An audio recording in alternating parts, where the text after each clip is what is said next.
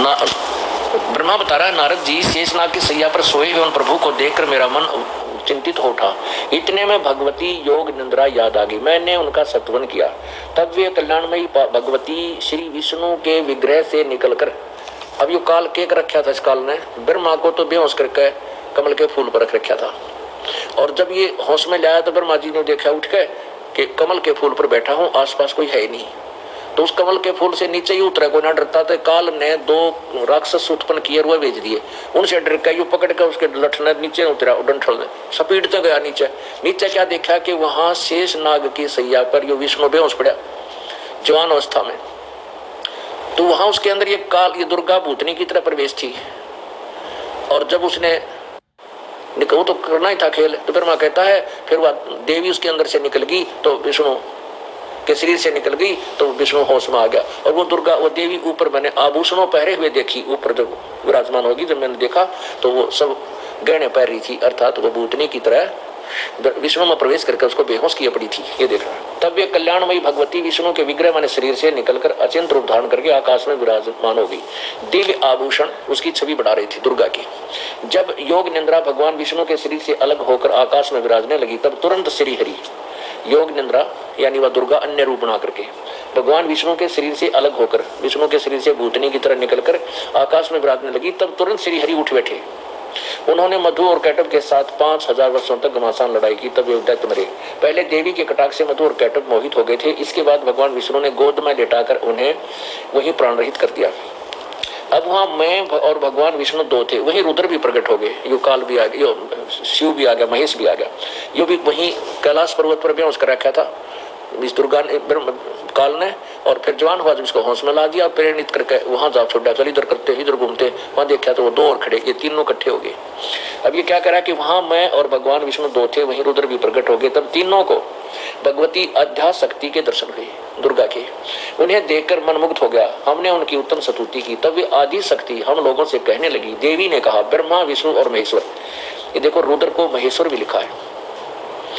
अब आपने शिव पुराण में पढ़ा था 9वें अध्याय के लास्ट में कि इस प्रकार ब्रह्मा विष्णु और रुद्र, रुद्र माने महेश कहो चाहे शिव कहो, इनमें गुण है। और वो शिव जो है वो गुणातीत माना गया। तो ये रुद्र भी कहा है और महेश्वर भी इसी को कहा है। इसलिए 4 हैं ये, ब्रह्मा विष्णु महेश अलग हैं और ये काल अलग है, दुर्गा इनसे अलग है, इनकी माँ है। तो ये 5 अलग अलग सतिथि है। ये देखना, देवी ने कहा, ब्रह्मा विष्णु और महेश्वर तुम भली भांति सावधान होकर अपने अपने कार्य में संलग्न हो जाओ। सृष्टि सतिथि और संहार तुम्हारे कार्य है।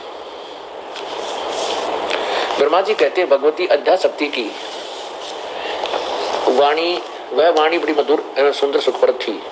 हमने वह स्पष्ट सुनी। हम लोगों ने उनसे कहा, माता हम किस प्रकार इन प्रजाओं के सर्जन आदि कार्य करने में सफल हों। विस्तृत भूमि का अभाव है, सभी स्थान जल मगन है। हमारी बात सुनकर उन कल्याण स्वरूपिणी भगवती का मुखमंडल मुस्कान से भर गया। इतने में एक सुंदर विमान आकाश से उतरा। तब उन देवी ने हमें आज्ञा दी, देवताओं निर्भीक होकर इच्छा पूर्वक इस विमान में प्रवेश कर जाओ। ब्रह्मा विष्णु और रुद्र, आज मैं तुम्हें एक अद्भुत दृश्य दिखलाती हूँ। हमने भगवती की बात सुनकर उसे शिरोधार्य कर लिया। इस रतन जड़ित विमान पर चढ़कर हम लोग आराम से बैठ गए। देवी ने अपने सामर्थ्य से विमान को आकाश में उड़ा दिया। ब्रह्मा जी कहते हैं, मन के समान तीव्र गति से चलने वाला वह विमान जिस अपरिचित स्थान पर गया, वहां संपूर्ण फलों से लदे हुए अनेक सुंदर वृक्ष थे। आगे एक अत्यंत सुंदर नगर दिखाई पड़ा। अद्भुत 4 द्वारी थी।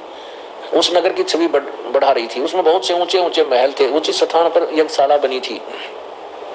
उस नगर को देखकर उसका परिचय प्राप्त करने की मन में इच्छा उत्पन्न। सोचा ये स्वर्ग हो, यह स्वर्ग हो, पर किसने इसकी रचना की। वस्तुतः वह नगर बड़ा ही अद्भुत था। वहां के राजा देवता समान देव पुरुष थे। शिकार खेलने के विचार से वे वन में घूम रहे थे। उन्हें तथा विमान पर बैठी हुई भगवती जगदम्बिका भी हमने देखा। इतने में हमारा विमान हवा का बल पाकर आकाश में मंडराने लगा। अक्षण भर के बाद वह एक दूसरे सुंदर प्रदेश में पहुंचा। वहां हमने देखा अनुपम नंदन वन था। पारिजात की सघन छाया के नीचे सुरभि को बैठी थी। आपस में पास ही ऐरावत हाथी विराजमान था। सैकड़ों अप्सराएं थी। यक्ष गंधर्व और विद्याधर तथा उस पारिजात के उपवन में गाते एवं विहार करते थे। देखा तो वहां एक महा इंद्र भी थे। उनके समीप उनकी प्राण प्रिय सची विद्यमान थी। उस स्वर्ग के दृश्य को देखकर हम आश्चर्यचकित रह गए। अब ये क्या देखा उन्होंने, इनका विमान, इस दुर्गा ने इन तीनों को बैठाकर और कहा तुम विमान को ऊपर उड़ा दिया। ऊपर ये ब्रह्मलोक में भेज दिए।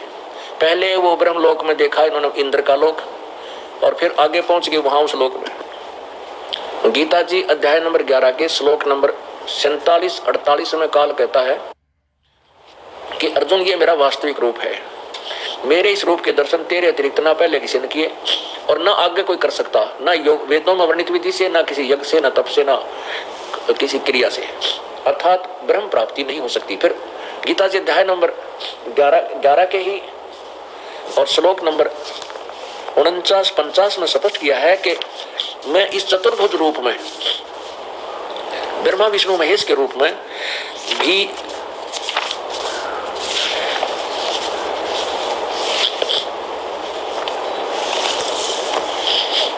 अब काल ने के अर्जुन ने कहा था कि भगवान आप उसी चतुर्भुज रूप में आ जाओ, मैं आपके इस विकराल रूप को देखकर भयभीत हो रहा हूं।